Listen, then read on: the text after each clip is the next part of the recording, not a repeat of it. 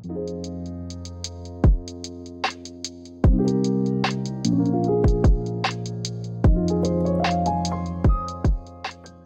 everybody, welcome back to The Pressing Matters. I'm Scott. Welcome to 2023. Happy New Year, and I'm glad to be back. Seems like forever, but it's only been like 15 days since I made a video. But I was kind of waiting. I needed some time off for family and for holidays, and some rest too. So I'm back, and I'm glad you're back too. Today we're going to be talking about the one step of Crosby, Stills, and Nash. I have a classic records edition that I'm going to compare it to, and I'll give you my honest opinion on this in just a moment. Before we get started, if you haven't already, please consider subscribing. Hit subscribe and notifications so you can be sure to get notified of any new content that comes up. I love this album. As soon as I heard MOFI was going to release it, and this is pre-scandal, I said, I'm putting that on pre-order. Actually, at the time, I was putting almost everything on pre-order that was a one-step. I was pretty won over by a lot of them.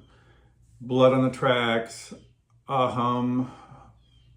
Nightfly, and I even liked Fragile. I was excited about it, really excited about it. And it's been, almost 2 years since it was announced. 2 years to work on this. And now we know it was a DSD transfer. Even more time to do the magic and tweak this to perfection. I had been listening to Bernie's Classic Records 33 cut for a couple of weeks in anticipation of this, and it's a great cut. I really liked it. It's not without its problems. Some of this is recording related. I mean, it's not a hi-fi audiophile recording. It's just not. But I think Bernie did a wonderful job with it. It still sounds natural, warm, pleasant, and inviting, and hypnotic, and all those things. The problems I noticed with it, and I made some notes, but I can remember most everything. A touch of grain in the vocals, and I think that's on the tape. I think it was the way it was recorded, because I read that they were all gathered around one mic rather than separately mic'd. So when they're singing those harmonies, it's all going into one mic. Sometimes it feels like a little grainy, but it's mild. The bass has always been kind of muddy on this record, and the original pressings as well. On Bernie's, it's very deep, and I don't mind it personally, and I can adjust for a recording that has a little more bass, but it is a factor in this too. It's rather flat in a way. It doesn't have any kind of grand soundstage or anything like that, but it's true to the music. It's musical. It feels really smooth and analog. It sounds, and it is an analog. It's AAA cut.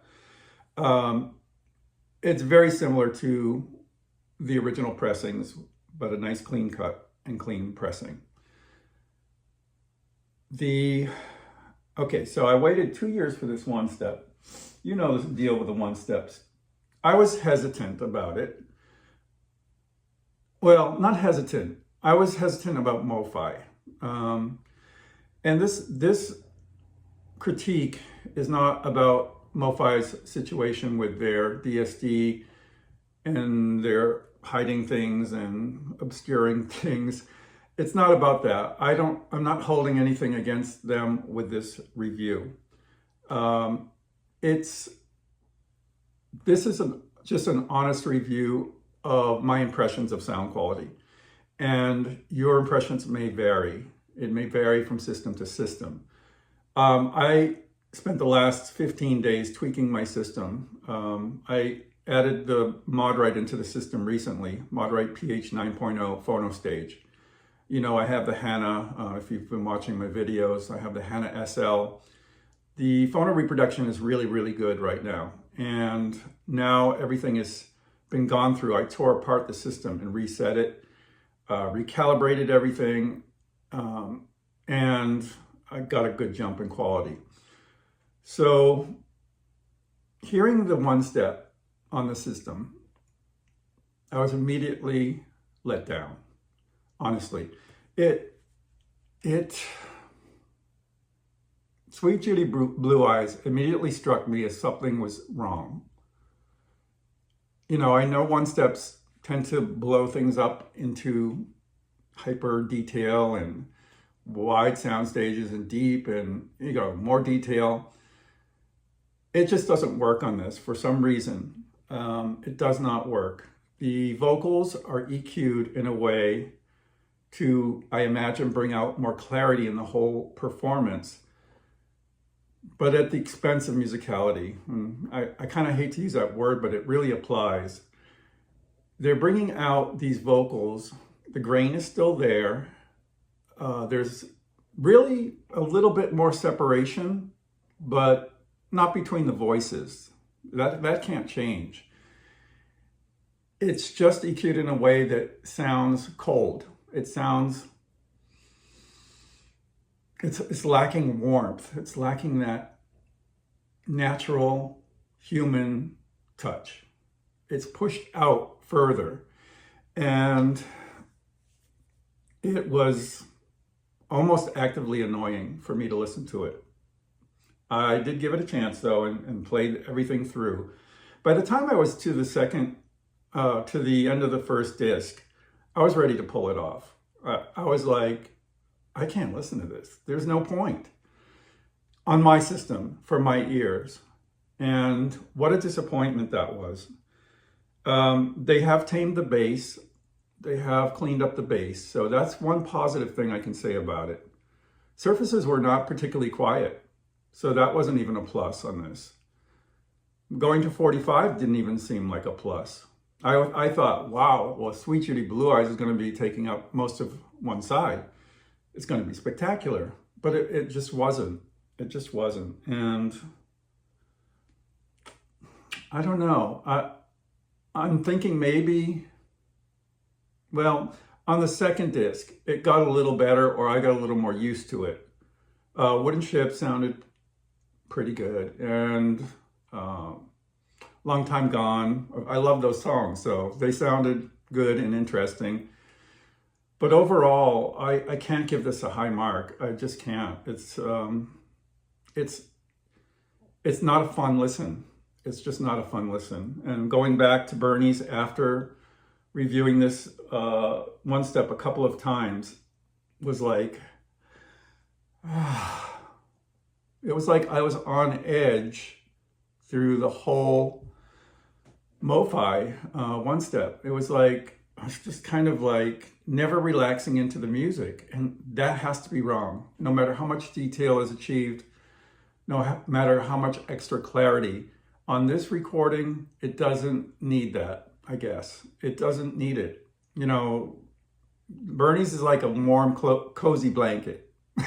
It's like that. And it seems right for it. It really reminds me kind of the situation.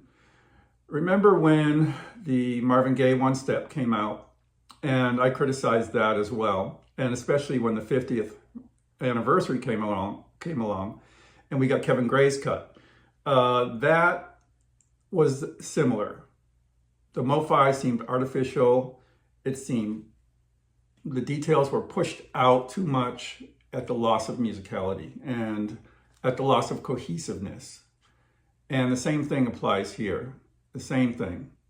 The classic is a cohesive, coherent listen. It all pulls together. It sounds like the record is supposed to sound. The one step, unfortunately, is trying to be hi-fi. It's trying to set itself apart. And in the process, it's lost something. And it's unfortunate. You know, I was really, really looking forward to this. I was not holding anything against MOFI. This was my first one since the scandal. I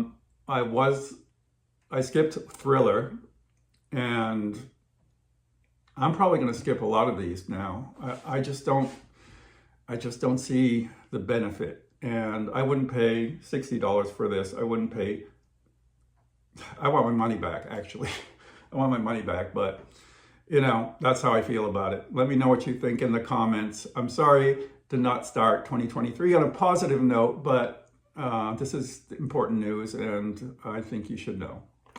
So thank you for watching. Thank you for tuning in. We'll see you next time. I'm Scott for the Pressing Matters. Have a great day.